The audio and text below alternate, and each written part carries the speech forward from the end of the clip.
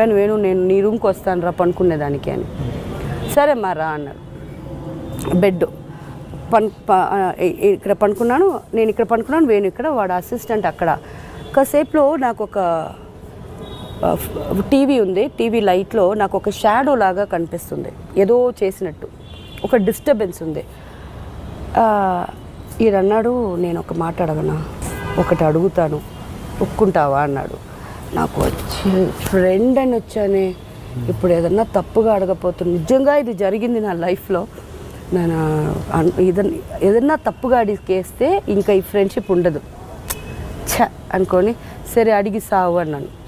లేదు నిజంగా ఒప్పుకోను అని చెప్పకూడదు, నా కోసం నేను ఇదని ఇప్పుడన్నా, అది కూడా హస్కీ వాయిస్లో మాట్లాడుతున్నాడు, ఆ లైట్స్ ఆఫ్కి హస్కీ వాయిస్లో మాట్లాడుతున్నాడు.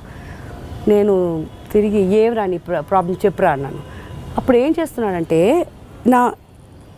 మేమిద్దరం పనుకొని ఉన్నామా, ఇక్కడంతా పిల్లోలు పెడుతున్నాడు.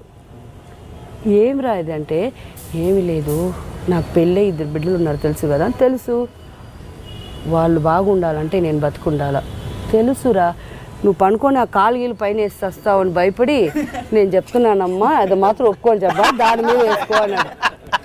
నిజంగా నేను నైట్ అంతా నవ్వి నెక్స్ట్ రోజు బ్రహ్మానంద రఘు అందరికీ చెప్పేశాను,